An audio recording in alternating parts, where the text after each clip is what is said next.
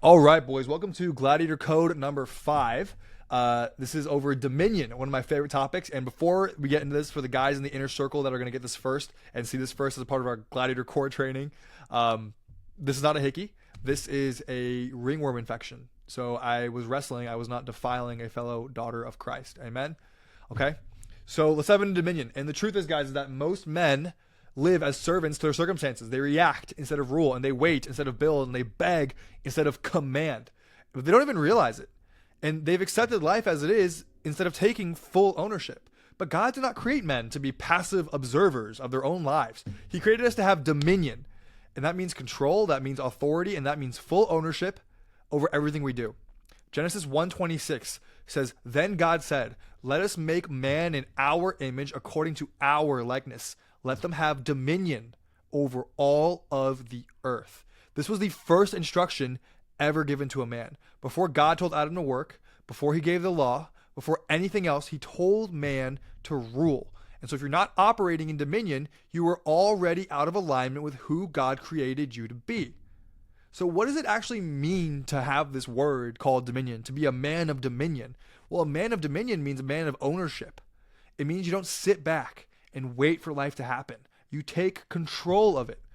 It means you don't wait for opportunities, you go out and create them. It means you don't complain about problems, you go out and you solve them. And it means you don't hope for success, you go out and you command it through unrelenting, faithful action. Okay? So a man with dominion is fully responsible for his life. But a man without dominion, he blames his boss, he blames his childhood, he blames the economy, he blames his friend group, he blames his traumas. But a gladiator, a gladiator looks at a situation and says, this is on me. Good or bad, win or lose, it's my responsibility. Right? No emotions around these events. Just pure, rigorous reality.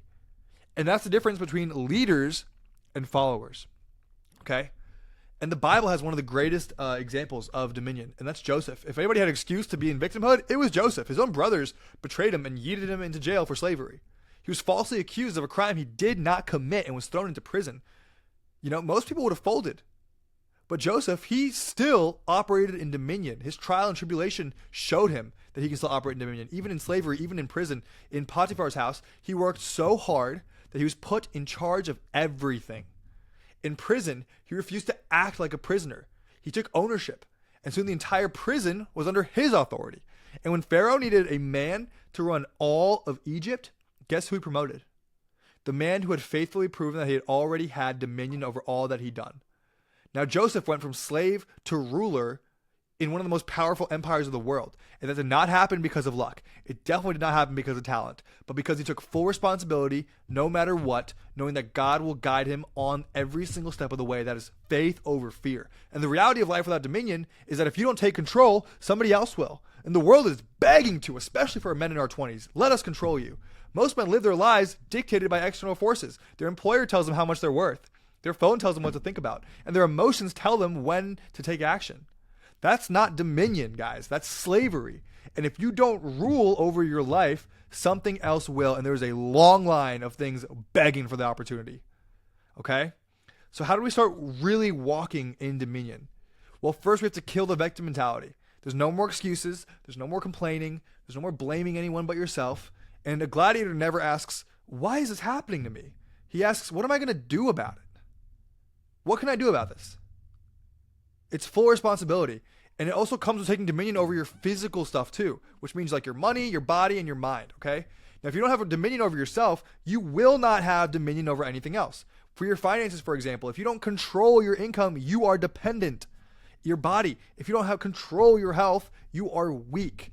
And your mind, if you do not control your thoughts, something else will.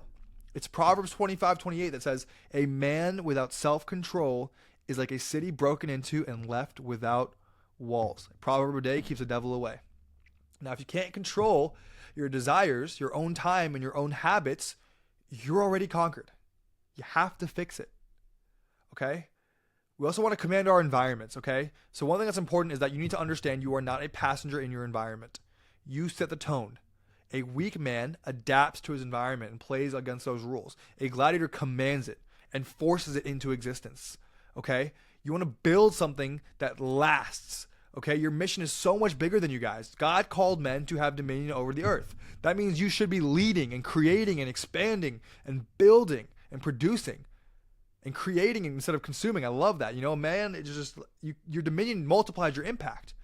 And so I never want to just preach at you guys without like giving you some like action, because most men know they should take control, but they don't do it because their subconscious mind is still programmed for weakness. And if your subconscious identity is built on passivity or self-doubt or victimhood like we talked about, you will keep living that way no matter how hard you try to change and white knuckle change. Okay, that belief system needs to be rooted out of you and rooted in dominion. And so we reprogram the subconscious mind for dominion. Okay? And so the first thing we like to do is speaking it into existence, okay? Every morning, every night, and anytime doubt creeps in, even for a second, say this out loud. I am a man of dominion. I take full ownership of my life. I create, build, and rule as God commanded me to. It has nothing to do with you.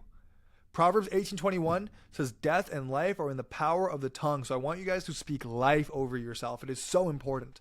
Second, I hit on this before in the Gladiator codes, but there's a 5-second rule. This is how you destroy hesitation and take action instantly. The second you feel resistance, count down. 5, 4, 3, 2, 1, move. This forces action before your mind has time to sabotage you. It's all in there. It's all in your belief system of action. You just got to figure out how to trigger it. Okay? And for the next 7 days, I want this to be on the top of your guys' mind as well. And this is how you eliminate all passive behavior from your life. Instead of waiting, you initiate. Instead of scrolling, only commit to reading, learning, or executing.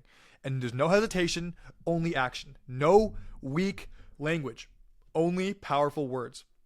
And by the end of these 7 days, if you can just put that on your screensaver on a note card, that will start to become your default state. Just constantly remind yourself. You have to keep programming yourself, right? A king does not ask, can I rule? Is it cool if I rule, man? No, a king rules. A man of dominion moves with authority. He makes decision and acts boldly. And so you either take dominion or you stay ruled.